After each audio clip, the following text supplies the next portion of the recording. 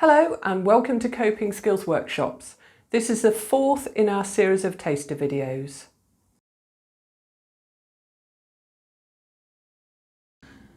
I've been really looking forward to doing today's video because it's my favourite topic, teenagers. They are brilliant, they're funny, they're mad, they're annoying, but they're great. So I'm really looking forward and I hope you enjoy this too. In today's video, we're going to lift the roof off our teenager's brain and have a little peek, see what's going on. During puberty, many changes take place in the teenage brain. To begin with, it starts to grow, and we see this developing more quickly in girls than boys, and that's probably why we think of girls as being more mature than boys. During this time, the brain starts to develop new connections. That's how it grows. It doesn't grow by just simply getting bigger. It grows by adding new information, new connections to itself. So the teenage brain needs a complete overhaul. To develop from a child brain into an adult brain, it's a bit like redecorating the whole house. The whole brain undergoes huge changes. And it's a bit like having redecorating the house. You're chucking out the old stuff, getting rid of the old wallpaper, getting rid of unwanted furniture. And it's a bit like that in the teenage brain. It's busy getting rid of anything that's not needed anymore and preparing the way for all the shiny new stuff that it will need as an adult. And just like a house, if you're going to carry on living in it, it has to be done one room at a time. It's still messy and inconvenient, but it's the only way to do it to be able to still function.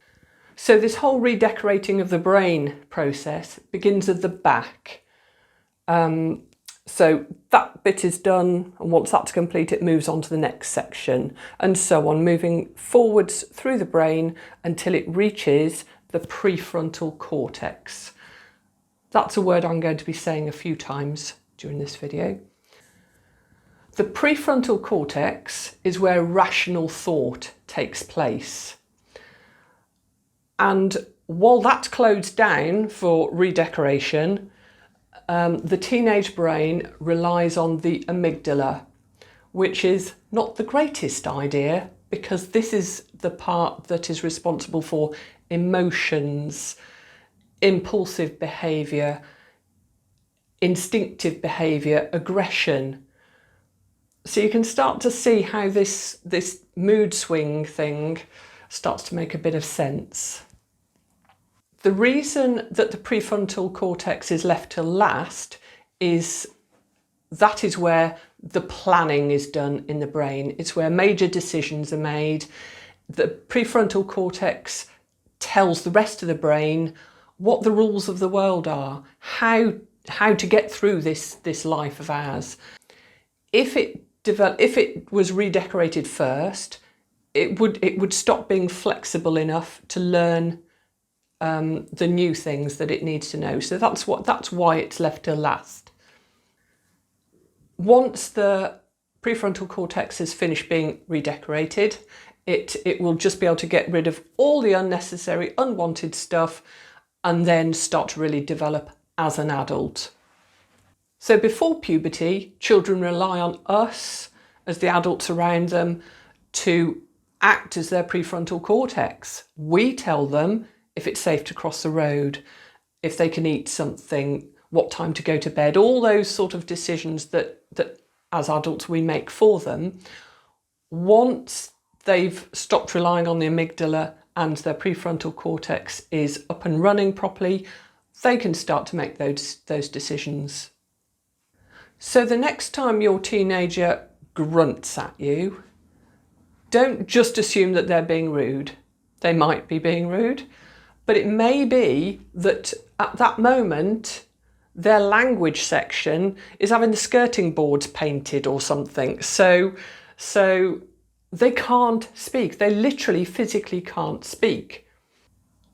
In my personal experience, I remember vividly when I was a teenager, working in a old people's home in the kitchen, every Sunday I had to help them give the residents their tea, and the owner of the home would join the residents at tea, and one of my jobs was to make her a milky coffee. It was always worried me because I didn't like coffee and I didn't know how to make it. Anyway, so on this particular occasion we were very short-staffed and we were really rushed off our feet, very, very busy, but I managed to make the coffee. When I went out to give the lady owner her dessert, she said, "Oh, Dawn, don't worry, because it's so busy, don't worry about my coffee." I'd already made it. I couldn't tell her. In my head, I knew, just tell her I've made it. No, I could not tell her that. So it just stayed there and went cold. I felt stupid. All I had to do was tell her, "Oh, I've already made it, here you are." But I didn't. So just remember that. Don't be too hard on your teenager if they don't speak, because they might not be able to. So I hope that gave you some idea of what our workshop would be like, which is called How to Survive Your Teenager.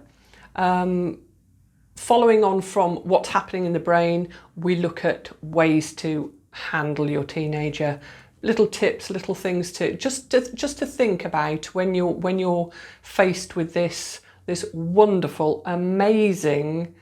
They're just brilliant. Love teenagers, but yeah, they require a bit of handling, and our workshops can help that. Anyway, thank you for watching this video, and I hope to see you on the next one. Don't forget, if you have any questions or want to make a booking, please PM me. And please like and share so that we can get this to as many people as possible. Thank you very much. Bye bye.